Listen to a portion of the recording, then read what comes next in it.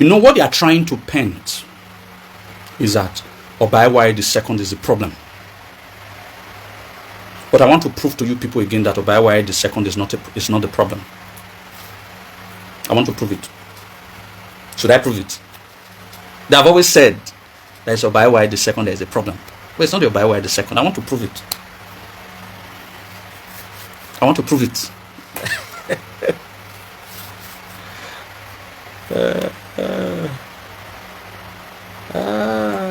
I want to prove it.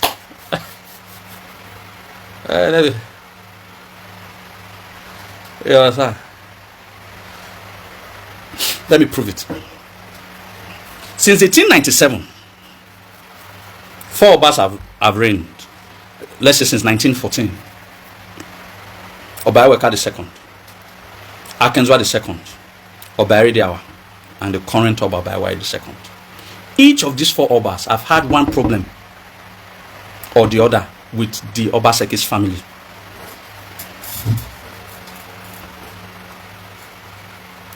Each of these 4 Obas, each have had problems with just one family, the Obaseki's family.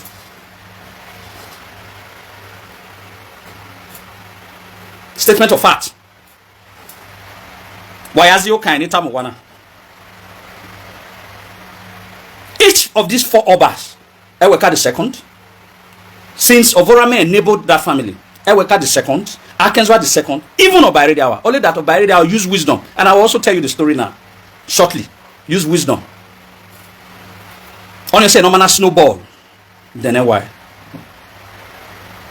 So now you're not saying that Oba Ewari is not the problem of Edo State. It not be the problem at all. Obaseki family is a betrayer, which they do unto all the Obas before it can reach Oba Ewari turn. My people, make una come here to real. This man don't explain to us how Obaseki has been betraying the Obas right from the days of the Oba. And also make una beg, subscribe to my YouTube channel, Agho Blog Gist TV. Why is the problem? When Gaius gave Akenzwa II problem, it was also Akenzwa II that was the problem. When I gave problem to Eweka II, it was this when the generality of Obaseki's family had said that Obairidiawa wanted to give the title of Obaseki to another family. And that title was not hereditary. Obairidiawa was coerced to eventually not give them as an hereditary title. Because to put that matter, the matter started during Akenzwa's time. So, but he snowballed again during Erediawa's time. In order for Erediawa not to, it was very peaceful. It was a very peaceful king. Neither he didn't want it to snowball. So he gave in to them and made Obaseki an hereditary title. 4 Obas having problem with just one family, Obaseki's family. So when you are saying Obaiwa is the problem.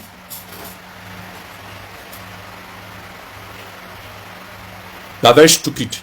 Ehime Okuduwa, you are very stupid.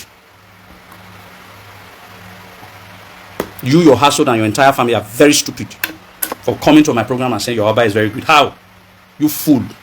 You've not been listening to what I've been saying since. How? 4 Obas. Was Obairidiawa so greedy that he had a problem with the Obaseki family? Was Oba Akenzwa II also greedy that he had a problem with the Obaseki family? Was Obaiweka II also greedy that he had a problem with the Obaseki family? You fool.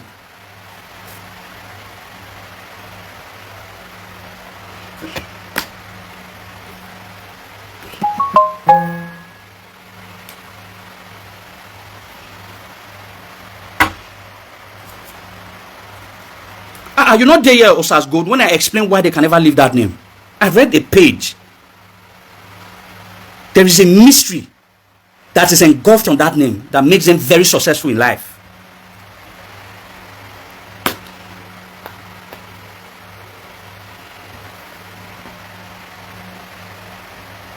So how come Barunda Maima? How come they had? If it is this one that is the problem, how come the same Obaseki family had problem with Obairidiawa, had problem with Oba Akenzwa II, had problem with Obaiweka II? Answer that question. You people should answer that question. The same family.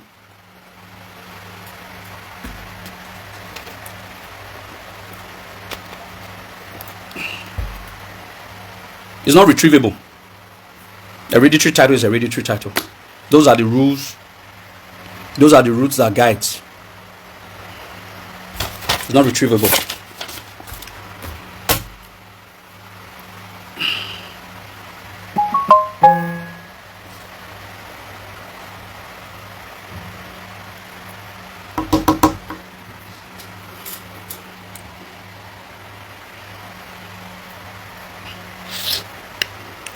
Is there any other thing that they said that I've left out?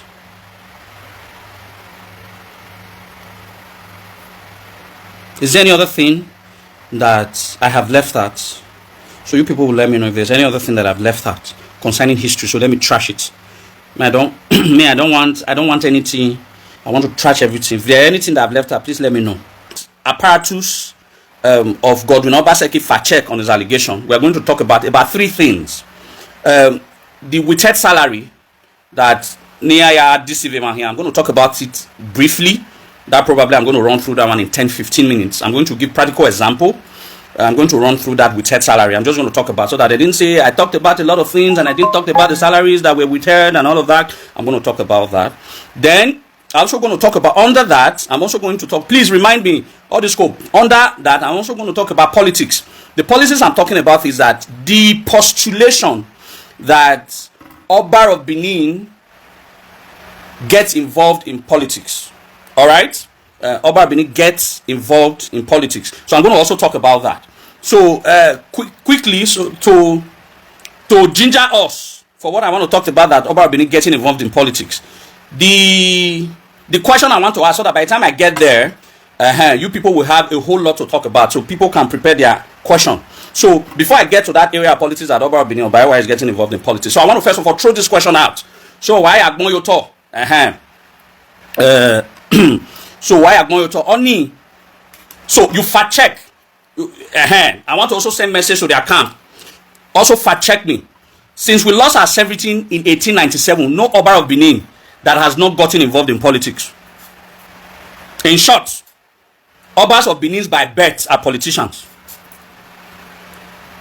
By birth, anybody should fact check me. No Oba of Benin since, I'm talking about Baiweka II, Oba Akenzwa II, Oba Erediawa, and the current Oba. No Oba. And don't forget, the Oba is the political, traditional, and administrative head of the Edo people. Alright? So since we lost our sovereignty, when they started playing democratic, alright, during the reign of Baiweka during Otonario in 1933, so am I independence? Am I really was when a politics argument? But be that as it be, the kind of colonial politics that played during when Oba Eweka II was crowned in 1914 to when Otonario in 1933, and the colonial politics of Eweka will play. Then when you're not talking about the democratic politics after we got in our independence, Oba Akenzwa was a master of politics. All right, Oba Erediawa also play politics. We are going to look at all of that. So why shouldn't Oba Ewa play politics when the Oba of Benin is the political head, the traditional, administrative, political, cultural head of the Edo people? So why shouldn't he play politics? So, like I have said, let them fact check me. These are facts. These are facts. I challenge them to name any Oba from creation or that has never played politics. So we want to start dealing. We are no longer, they said we should start dealing with facts. We want to start dealing with facts. So that is what is what I've said. There is no Oba Benin that has never got involved in politics, that doesn't play politics. Anybody can fact check me. Oba Erediawa should we not be reminded, remind them what was the Ibinediamwe Egwari Kotiba? What was the culmination of Oyegumedia? Well, all of those things not politically undertuned. So we're going to talk about that. During the time of Oba Erediawa, you were hearing the Esogban's announcement on political matters. Abi, Abi any politics? Okay.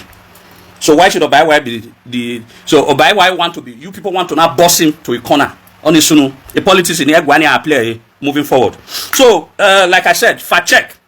Don't talk briefly. We are talking about facts. So if any of you comes out, if Obaseki comes out, or any of you when most of his following are year school. So if any of you come out to fact check and come out and say the Tory, then we'll enter history. So Yasevana will give more details. We'll give more details about that, right?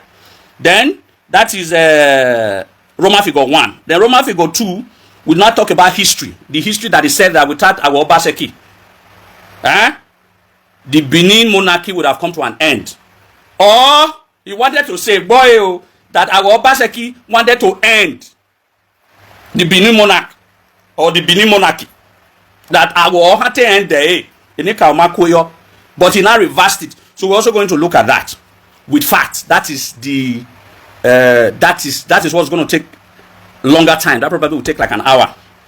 Then number 4, we're going to talk about Godwin Obaseki meet and greet, the hidden agenda of his meet and greets. All right, I want to expose a lot of things about him. Every single prediction I've done about this man 5 years ago, 4 years ago, go and check all my videos or where you are. So we are ready to go with another prediction. What his intents are. There's a greater intention. All right, there's a greater intention. It's not the talking about the palace was just a distraction. It has an intention. We're going to talk about that. The hidden agenda, strategy to dissolve it, because it's not about getting an agenda. The strategy to also dissolve it. We're also going to talk about that. Then we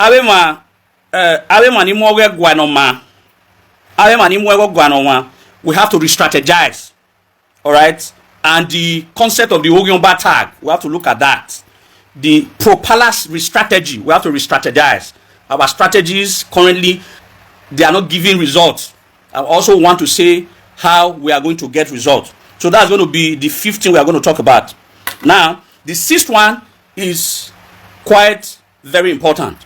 It's the palace and Okpewolo, a unity that should never be broken. Because when I'm talking about the meet and greet, there is a sinister agenda of Obaseki to come in between the palace and Okpewolo. That is the futuristic game. Actually, that's his plan B. His plan A. I will talk about his plan A. I will talk about his plan B. So there I'm going to talk about, in all that happens, we must ensure that the palace and Okpewolo must never quarrel. And I will tell you the advantages and the disadvantages that's going to come from it. All right? So I think these are the scope. It's quite lengthy. So these are the scope. So let's start. Okay. Yeah, I want to make it.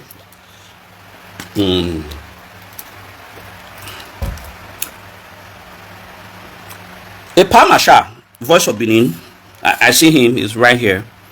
He talked about the Obaseki coming from Nsukwa. That is correct. But that is when a cycle, what you call a cycle, wherever you meet a cycle could be the beginning or the ending. All right? So the concept of the grandfather of Agho or the great grandfather of Agho coming from Nsukwa, it's an half cycle phenomenon. There is a full cycle. All right? Originally uswe iviedo nikpa no edo inya they went to establish. In short, according to Dr. Waisene Hagwosa, about one of the sons of Obarugba, who was called Prince Obano. Don't forget, 5 years ago, say 5 years ago, no, that 5 years ago, I had queried. You know, they have www.obaseki.org or obaseki.com. You people go and check it out. I don't know whether they have changed it, but about 5 years ago, I stumbled on the website. I think I stumbled on Onwundanagi Pedro Obaseki. It talked about their website. So I went to the website.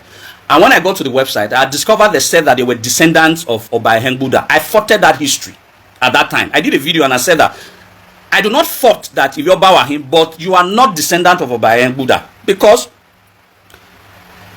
I'm quite conversant with the history of the land. The history of the land had said Obahen Buddha had 2 children, a male and a female, Princess Isiwa and Prince Odogbo, who had later become Obahuan. But at that time, so how then are you descendants of Obahen Buddha, except Oviohu, Wahi?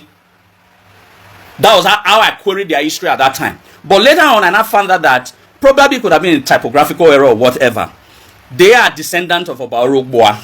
Obarugboa had a son called Prince Obano, who became the man who had established the Nsukwa kingdom, or again, when Dukdom Amobomie. So it was a circumvent. I don't want to go through the history. I think in one of my class I talked about it, making a comparison between the matter that happened in Iseluku concerning Ezechimen, concerning Enogie Ise, and making a similarity to Unsukwa. What happened? There were disparity between two brothers.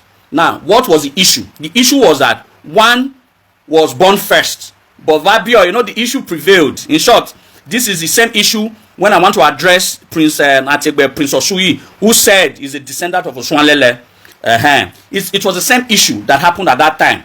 Unsukwa, that Omonodion, the first son, Amariye, it was when the then king of Unsukwa was still a young man.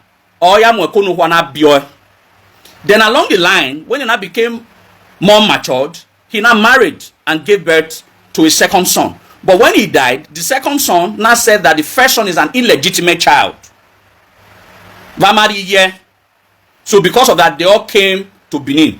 So Benin understanding, Benin understanding that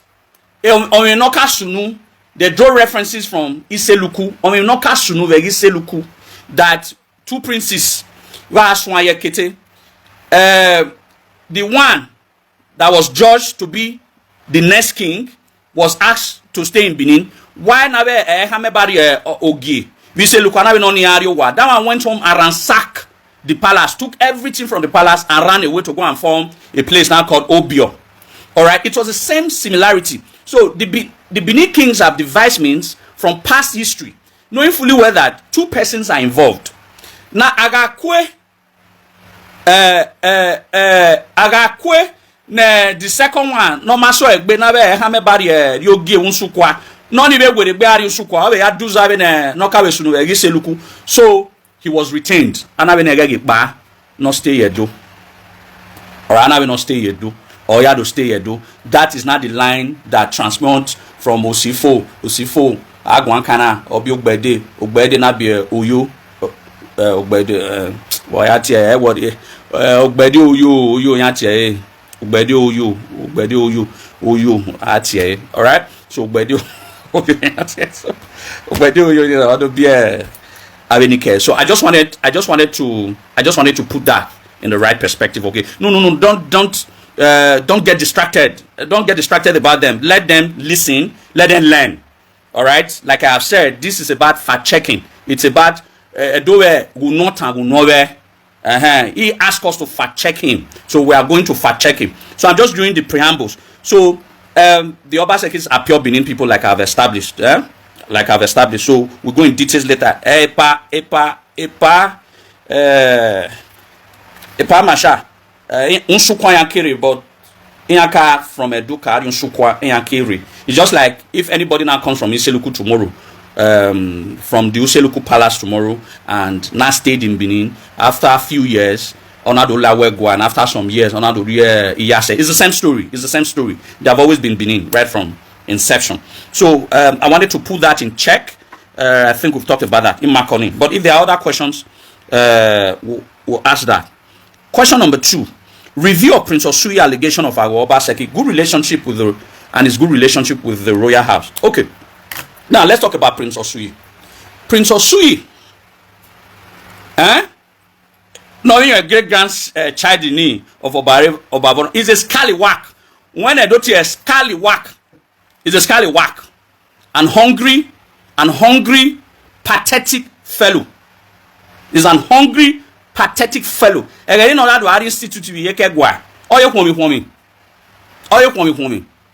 understand? So there is an historical grievance in his heart because if truly is a grandson of Oswanlele, let me not tell you why I got here. When I could 200,000 on him, he will fight the royal house because of the historical antecedent. And I'm going to tell you. Now, just in case a lot of you people really didn't understand the life and times of Prince Idubowa. All right, Idubowa becoming Obavaram. After he became Obavaram, he had, as a young prince, as Omonorowa, as a young prince as Omonorowa or senior prince. Again, am I mad that can? So at a very tender age, young age, let me not use the word tender. At a very young age, he impregnated a lady. And that lady gave birth to Prince Agho. Alright? Gave birth to Prince Agho. So when he now became a more matured man, alright? Sorry if I'm not using the right words, but when he now became more matured, I think it's a proper word. When he now became more matured, that is when he now married. And when he married, the woman now gave birth to Uswanlele, Prince Uswanlele. Alright. So everybody knows that Obavorame had 6 children. No be yedo, no be isi, no be isima, any boom, amaye any boom. But the ones that he gave birth before the unfortunate episode of 1897, there were 6, 3 male and 3 female. The first child being Crown Prince Agho. The second being Uswanlele. For the male. The third for the male was Princess Igie. Then for the female, the first was Princess Eva Hawokun. The second was Princess Omono. While the third was Princess Oyimiame. Alright? Princess Oyimiame. That was it. That was the third daughter. So they were all 6, 3 male, 3 female. These were the 6 children of Obavorame. Now, again, ebodo wemini and all of that. Even before the episode of 1897, Uswanlele was already contesting. I'm going to read some chapters for you people. Uswanlele was already contesting because there was a message that Obavorame sent from Calabar telling some of the British district officers that they should ensure that Agho is crowned. Because probably before he left Benin, he already knew there was a rivalry between 2 siblings. What Uswanlele was saying was that Agho was an illegitimate child. By Benin traditions and custom, you know that I'm an illegitimate child. Do you understand? So, as Uswanlele was already angry that by that virtue, don't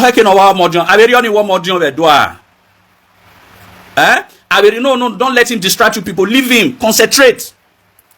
You people concentrate on history. So, I'm a legitimate child. Benin does not have such traditions and custom. I'm a legitimate child. So, Agho was very clear because the age difference between Agho. Why we call Larry?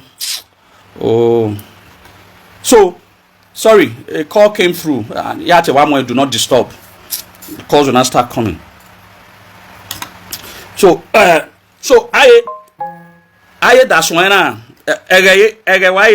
so they are not illegitimate. They are not illegitimate children, according to the history of Edo people. All right. So the descendant of Uswanlele has always had that pain till now. So if he's talking from pain, because a troni Omaseyabo awoji yahin. I use oji yamoba esa konrioba oji Omaseyabo. And funny enough, Uswanlele died at a very young age. You people should go and find that. He died very.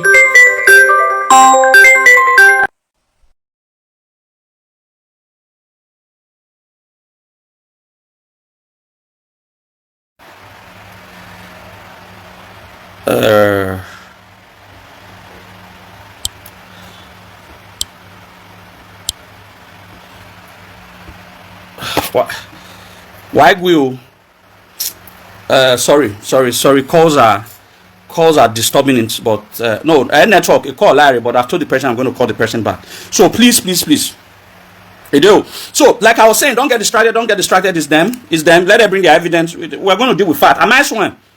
Oh, every day. Am I sworn? So the pain that Eketeri Masuswale Lobo is where that useless Prince Osuyi might not take by him. All you doing until now. All you doing until now. Throw it. There was an historical rivalry between ссetrayal and Agho Obaseki, and that was the reason why they had and that was why they had that rivalry. But how can you? When I am older than you with almost 10 years, then because I married you automatically. So that's the pain. So when he's talking from pain. Alright? But he also made issues that he also allegedly said some historical fact. It is true that Agho Obaseki married 2 princesses. And I will tell you the reason why. It is not even the reason that we used to know. By nature, every first daughter of the Oba of Benin,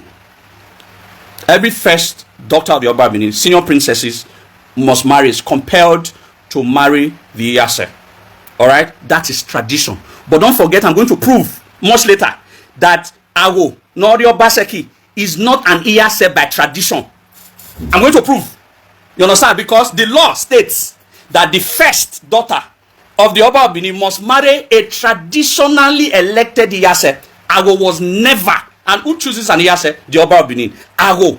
By the virtue of this live video, Agho was never an Iyase. It was a British Iyase. And I'll prove it. Oba Ozi Iyase. Oba Ozi Ozogie. Oba Ozogie. Oba Iyase. But I'll prove that it was not the Oba that appointed Agho as Iyase. Everything is in books. So that means Agho is not liable to get the first daughter of an Oba, except there was a reason. And I will also show you people the reason. So it was not because of tradition. That was why Eweka gave his first daughter, Princess Ebose, to Agho. It was frustration. Frustration. Not tradition. Tradition. Agi is a frustrato viere. With the threat that he would be deposed, that the way his father was deposed. In order to pacify the wicked Agho, he gave a Bose to him.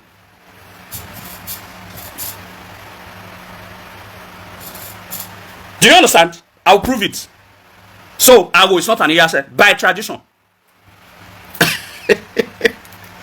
It's not by tradition. I'm going to prove it. So when they are saying that 2 princesses married, an auntie and a niece, we're also going to look at that. So I'm going to prove that. Please remind me to talk about much later on that Ebose matter. Let me go to the main cocoa while we are here. Let me just go to the history. They cut the history with head salary and politics. They cut the history. They know what tona. You know what tona. Then what history. So now, ladies and gentlemen, it has gone to a time where we are not going to be speaking arbitrarily. We are going to be speaking based on evidences on books. Now, there are 2 things that I want to talk about. There are 2 reasons why I had to bring a lot of books. Now, I already have in my study library, I already have books written by Benin historians, ranging from Professor Eno Mosuzi, called The Benin Kingdom, a century after British invasion. That's a Benin man.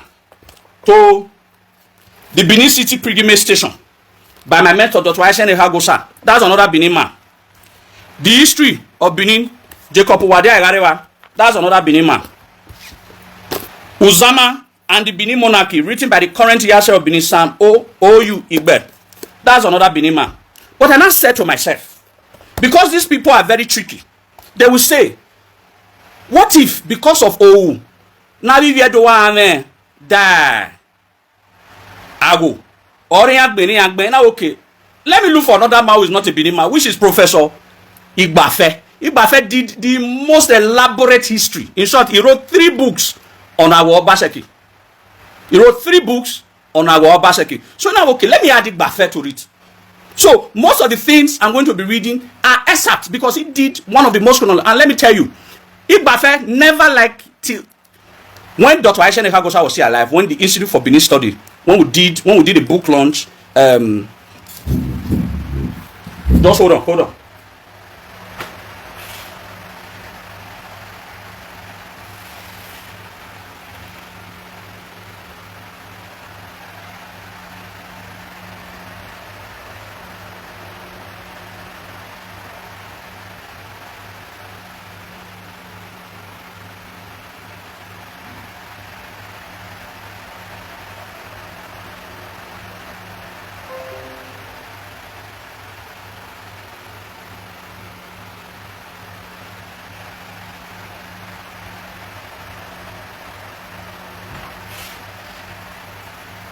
Do.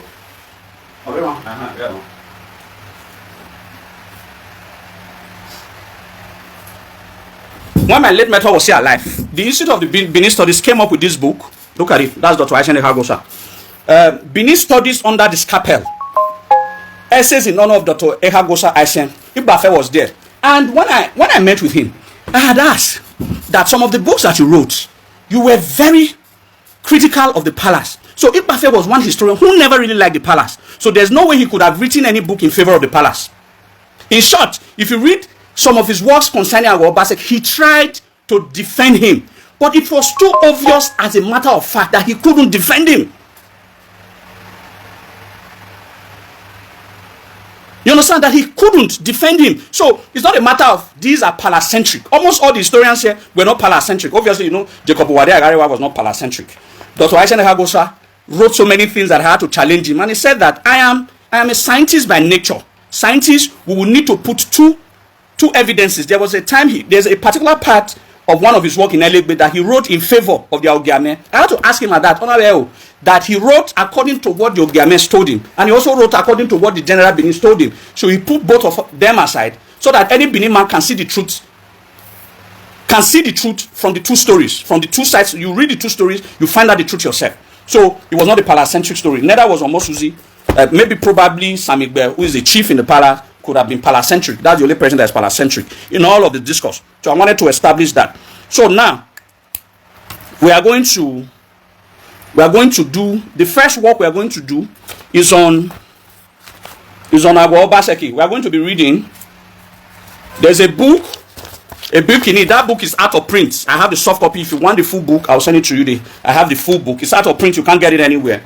So luckily we have some copies at the institute. So I had to make photocopies, but I have the soft copies. So now this is Ibafe's work it was a monologue called Agho Obaseki. Now we are going to read what he said about the background from page 1, that's page 3, that's page 2, 3, 4, and 5. So these will be the first 4 pages because we need to look at the background of who Agho Obaseki was. So from there, it will give us more strength for us to look at several other things. All right. So we read. Why Daho? I'm going to extract quite a lot of things here.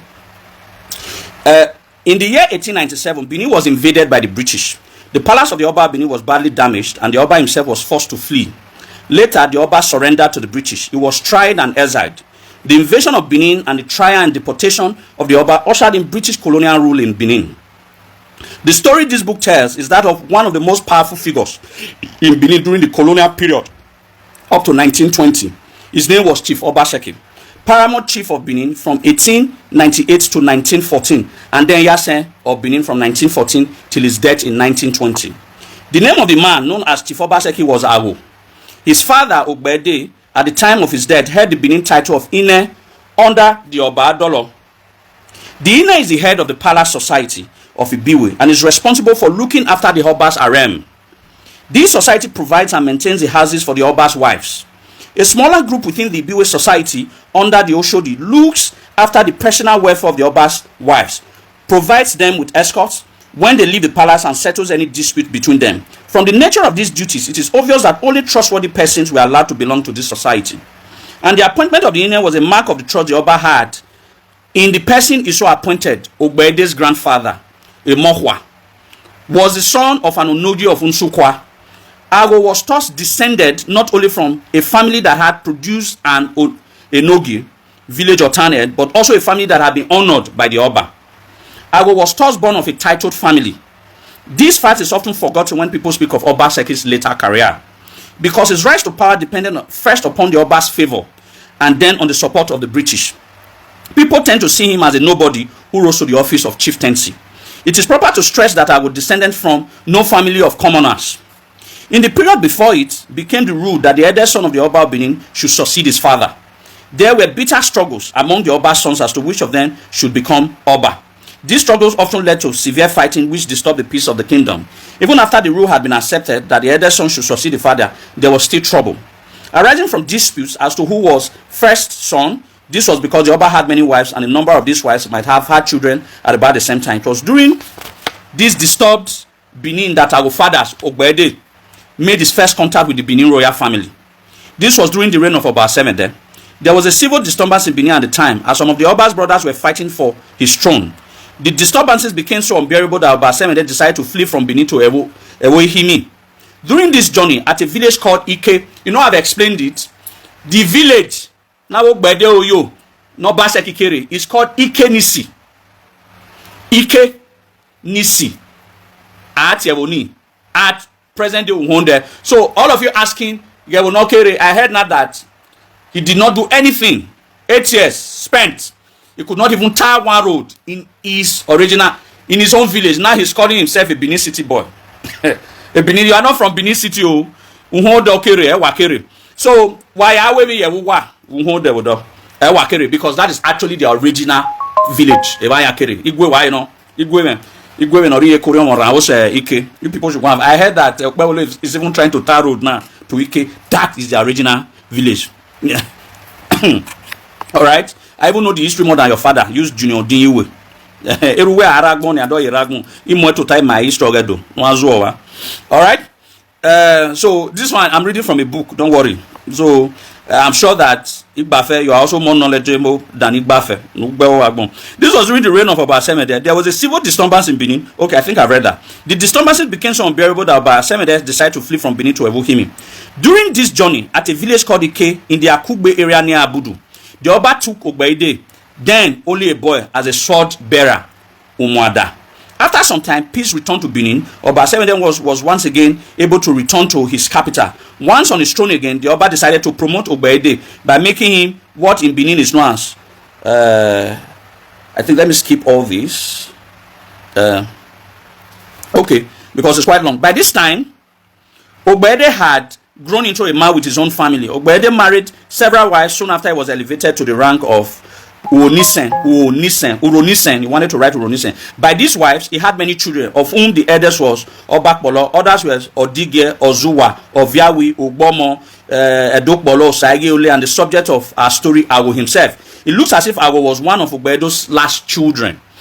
Agho's mother,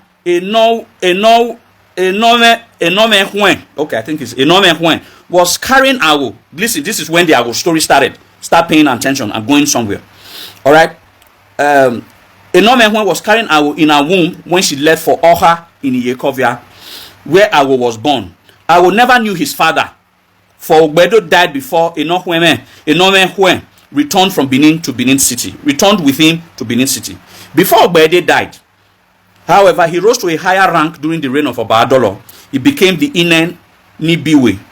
He was also charged with the responsibility of looking after Idugbowa, who was to become the Oba of Orame. Idugbowa lived with Ogbede till the latest death. On his death, Idugbowa decided to go elsewhere. He went to live with one Ogagun. I will explain. Okay, to break it down, is the network not good? To break it down, what they are saying is that Vijay Agho, Agho. How do I put it? When Agho mother was pregnant with the child called Agho, he left Benin and went to somewhere the Yekovia. So that was where Agho was born. And before the mother took that child back to Benin, his father Ogbede had already died. So Agho never really knew his father. But don't forget, Agho's father was a caretaker as Inenibiwe of Idugbowa. But when he now died, Idugbowa had to leave. Idugbowa left Agho's compound and went to stay with another chief, which was called Chief Ogagun. Some of you might not know Chief Ogagun. I think in one of the stories I talked about that, because later on Chief Ogagun was put to death because there was a conspiracy that Ogagun was conspiring to kill Prince Idugbowa. Chief Ogagun wanted to poison Prince Idugbowa. Oh, Nina Dove. It's another story for another day. Oh, Nina Dove. Adolo had to, a death penalty was spent on Chief Ogagun, and Chief Ogagun was killed. It's another story in Benin. So, for some of you who do not know Chief Ogagun, Chief Ogagun's house was is at the present day St. Matthew's. It can be St. Matthew's here. Why Chief Ogagun? So that means it was two people that actually took care of Prince Idubowa. Idubowa was taken care by Ine Nibiwe, who was the father of Agho and Chief Ogagun. Before he left there, on a area, era no biye, that is Chifero at Ubi. He actually didn't go to a Daken. Prince Idubowa was one of the Obas that didn't go to Uselu, to do the Dakenship. Just in case some of you are not aware, Urubi or Onawoge, one of the few Obas, maybe one or two, or Mayuselu Urubi Onawoge, because he was with his grandfather around the quarter of his grandfather, Era no biye, who is a doctor of Agho. Alright? So now, this is where the Agho story, all right? This is where Oga's story, so this is where the story is very, very important. When Agho was brought to Benin City after the death of his father, he was put under the care of an elder brother, Ozuwa. While with Ozuwa, he joined the family in farming for a living. Agho did not, however, enjoy very good health. So he was not having a very good health. Frequent illness led to him being transferred to the care of another brother, Ogbomo. All of you can, if some of you do not know Ogbomo is one of the sons of Ogbede. He's the patriarch of the popular Agho family. Alright, so the patriarch of the Agho family was called Ogbomo, was one of the sons of Ogbede, the elder brother to Agho.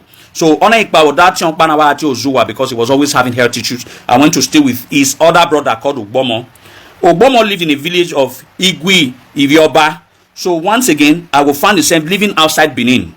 It was in Ogbomo's household that Agho came of age. By that time, he had become an adept at the trumpet. But Agho was destined to spend his adult life in Benin and not Igwivioba. Igwivioba is close to the present-day Usen. Now a young man of just over 25 years. Agho become, listen very well. This is Igbafe's work. Agho became involved with another man's wife in Igwivioba. So Agho, at the age of 25, went to sleep with another man's wife. Agho went to sleep. Agho, not Obaseki, went to sleep with another man's wife. You understand? So this point that I have raised, there is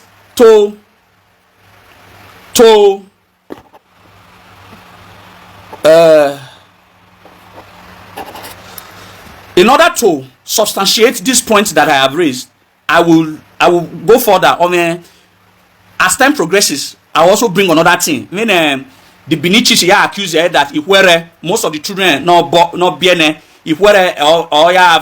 when he became of age again British look at the age of 25, he was already sleeping with other people's wives, according to Igbafe.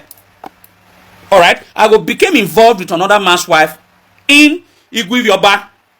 In those days, to get involved with another man's wife was a very serious thing. If in case you think I'm lying, I will send you the book. The book is Igbafe called Agho. Igbafe's work called Agho Obaseki. I mean page 3. Page 3 metena. So I at a very young age. Agho found himself extremely unpopular with everyone. Life in the village became really impossible for him. So he decided to go back to Benin City and try to settle down all over again. In Benin, Agho got in touch with the future of Vorame. The crown prince was only too glad to take Agho, son of his former guardian Ogbede, under his protection. So the only crime that you will later discover that was the only crime Prince Idubowa ever committed in this life was loving Agho. You will find that the sacrifices and the things that the sacrifices that Prince Idubowa made for Agho. So please, some of you who have dictionary, I want you to, whether it's Oxford or Webster or whatever, you open your dictionary now, so that you can open the meaning of, I don't know the meaning of betrayer and traitor.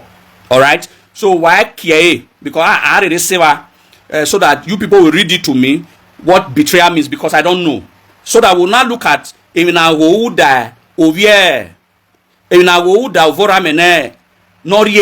made him who he was, whether it was betrayal. Then whether whether one was treachery. So we want to look at the definition based on the background. They tell me who was protecting of the throne or betraying the throne. We have to look at all of that. So why a dictionary? So that what the definition of what it takes to be a traitor or a betrayer. You people will show me that one. Now, he was very happy now to see the son of his guardian. This was the beginning of Agho's relationship with the prince who was to become Oba of Vorame. This relationship, which began as one of the close friendship, was to end on a note of hostility. The reason for this change is to be found in the story of Agho. Look at it. Look at what Igba first said. He said this relationship, which began as one of close friendship, was to end on a note of hostility. Close friendship, but okay, we'll know how it ended. The reason for this change is to be found in the story of Agho's career, which will be related in this book. A few years after Agho was given protection by the crown prince, he began to engage in trade for him. In about 1888, the prince became Oba of Vorame. Agho had a great advantage over ordinary Benin traders because he was acting for the royal house. He could trade in products like palm oil and kernels, which were often monopolized by the Oba. Because Oba owns Oba Obaseki, Oba Yankee. So because he had working Oba, it became excessively advantaged that you cannot compete with the Oba in terms of market. So it now became comparatively advantaged. And because of that, it became stupidly wealthy based on the favor that he has found from the royal house. Alright? In return of this and other products, he received European goods like rum, matches, and salt, fine clothes, silks, and other imported goods. The center of this trade was Woton, the port of Benin in those days. In this trade, Agho proved himself to be a man gifted with energy and great organizing ability. He worked hard and knew how to handle the men in his charge. It was not surprising, therefore, that in few years he had established himself as an extremely wealthy trader who made profits for the Oba as well as for himself. The same energy, ability, and devotion to duty which won success for him as a trader were to win him high office after the British took Benin in 1897.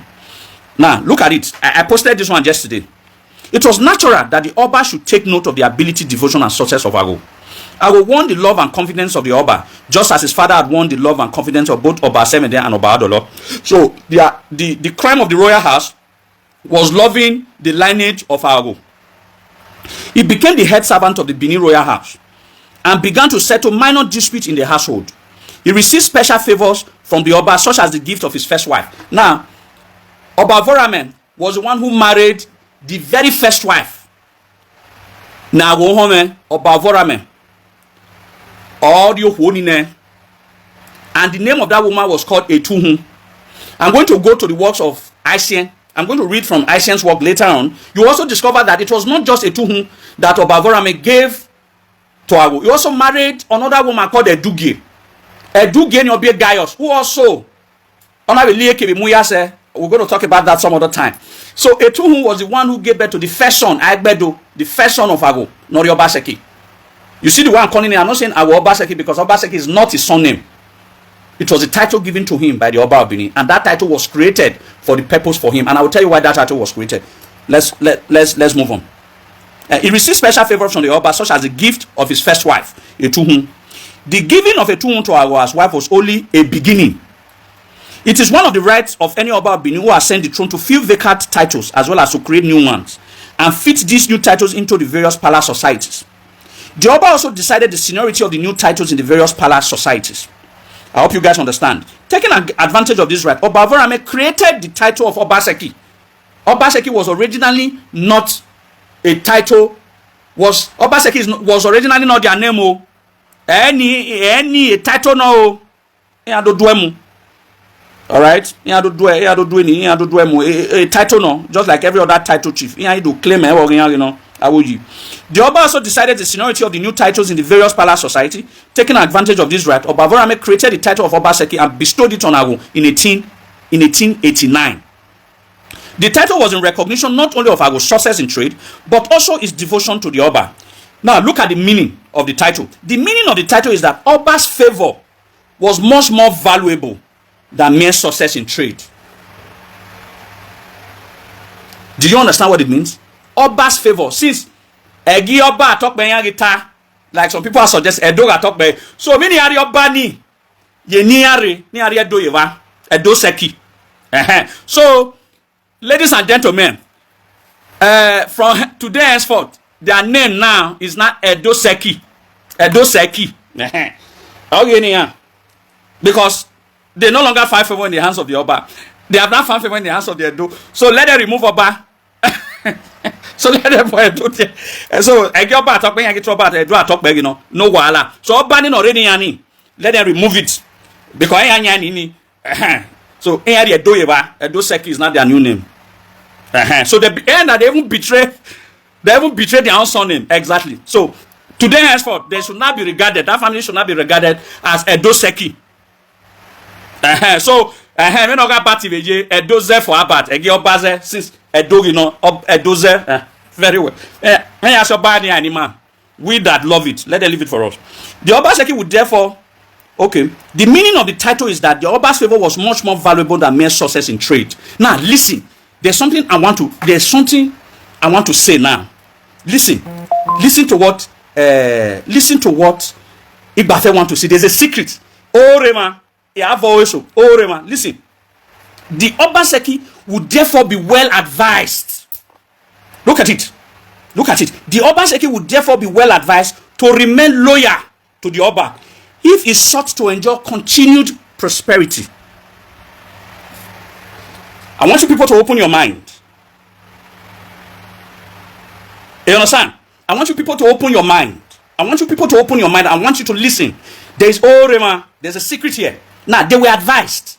Did you ask who advised them? Ask Eli for another day. But listen, the Obaseki would therefore be well advised to remain. It was not the royal house that advised them. They went for a divination. So he was well advised. The Obaseki would therefore be well advised to remain loyal to the Oba if he sought to enjoy continued prosperity. That is why that name, they knew the power that name carries. That is why I'm asking Nini till now. That's why I'm asking Nini. There's a secret there. So why Azio Karina Ninita? Now, thereafter, the name Agho virtually disappeared as it became known as Obaseki. It's surreptitiously because there's a power that surrounds the success. The secret of the success of the family is on that name. The secret of the success of that family is on that name. That's why they will never change it. Most of them don't even know. Okay. They are saying why. So, let me proceed. Having created the title of Obaseki, the Oba put the title into the Wegwa society. Listen, look at the favor, so much favor that Oba, the royal, has did for these traitors. Having created the title of Obaseki, the Oba put the title into the Wegwa society. The Wegwa title holders were responsible for the domestic work of the royal household and as such were very close to the Oba's person. Obaseki not only became an Iwegwa title holder, he was also made the fourth most senior title holder in the palace society. The former title holder, Omanotiare number 4 of Iwegwa, because of the love of Rame had for these traitors, Ona stepped Chief Ehanire down. Oba creates a title and can also determine the position. We determine where the title will belong to and we also determine where the position. So in the case, the Obaseki title would have been probably in the 15th position or in the 16th position. But the position, Neobamune, was 4th. Originally, that position is occupied by a title called the Ehanire title.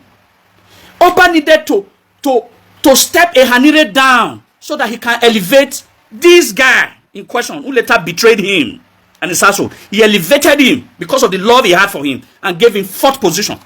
Now look at what now happened. The former title holder, Ehanire, was thus pushed further down. Ehanire resented his demotion.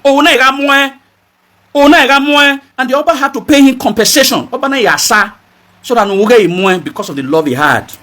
The love Akenzwa the first also had for this man, the Ezomo. What's the guy? Yeah. Also the love. No, we are elevated Ezomo. Over Chief Ejoeho. So it was the same love.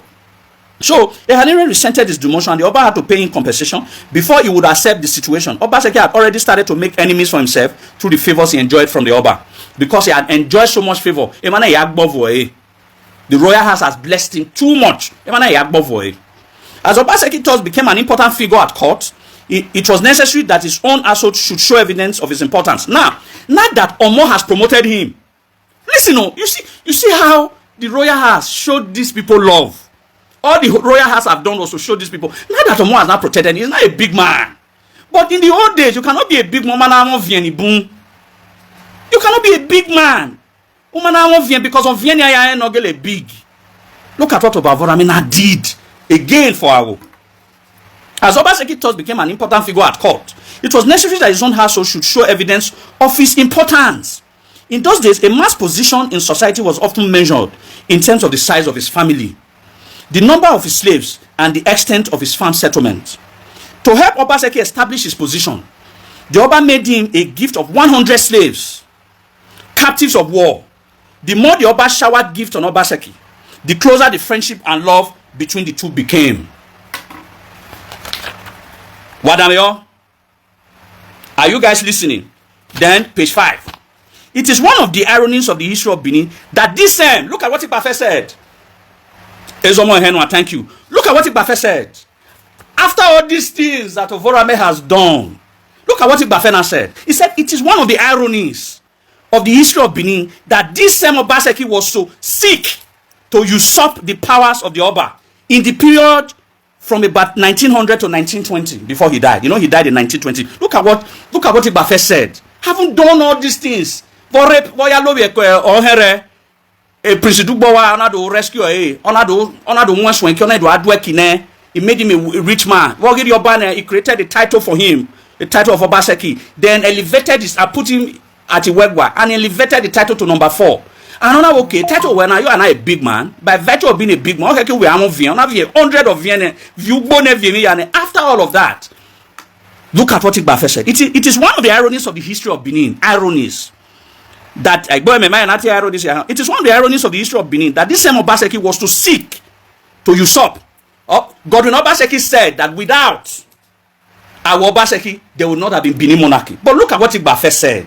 Ibafe said, Professor Ibafe, a reputable historian, look at what he said. He said, it is one of the ironies of the history of Benin that this same Obaseki was to seek to usurp, not to strengthen, not to preserve, but to usurp the powers of the Oba in the period from about 1900 to 1920. That is what Ibafe said. We are coming back to Ibafe. Let's go to, Tona. A small paper, will blow it for. Where's my small paper? Where's my small paper? Oh, can you have a pages here now? Okay. And small paper, okay. Let's go to Benin City Procurement Center. Let's look at what Dr. Aisha Hagosa had to say on this matter. We have heard from Ibafe. We are coming back to Ibafe. But let's go to Benin City Procurement Center. Let's also listen to them a little bit. Why go? On Benin Pilgrimage, page 52 to 53. Some of you have the book. You can follow me and read. Let's look at what happened on page 52 and 53. Okay. I'm just going to read few places out. Okay. On page 52 of the Benin Pilgrimage written by Dr. Aisha Hagosa, go to paragraph 1, 2, 3. Paragraph 3. Look at what Dr. Aisha Hagosa said. Based on Abesini Bafeta, the even Vorame Unago, Maifo, ne Ibafe Heni Enyata, or Mayefo. Look at what Dr. Aisha Hagosa also said. Uswense ne the royal house une Agho. The house where he stayed is still standing and inhabited, though for the most part not derelict. It is number 10 Ekpenede Street. It once belonged to a citizen who died childless during the early years of the reign of Obavorame. The Oba inherited the property and then gave it to one of his favorite servants, Agho. Look at it. The first house that Agho ever had in Benin, Oba Yane. Only Wuyani, it's your Wuyani.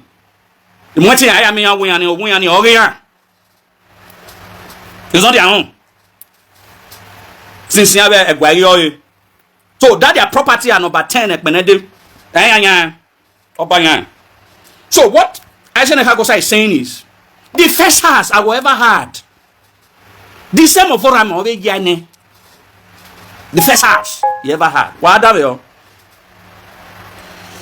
The Oba inherited the property and then gave it to one of his favorite servants, Agho, who was his agent in the waterside trade with the Shekiris and the Europeans. On occasion, let me leave there. Now, I'm going back to page 53 now. You come back to paragraph, the second paragraph. He had his first son, Agbedo. in the works of Ibafe said the first wife of Agho was betrothed to him by Obavorame. Now, Agho Safodali said that it was not just only one wife that Ovorame gave to Agho. He actually added another wife, and that the name was, he had his first son Agbedo by his first wife Etuhun, betrothed to him by Ovorame. And later another son, Gaius Ikoba se Yeme, that's the full name, Ikoba se Yeme, by another wife Edugi, also given to him by the Oba.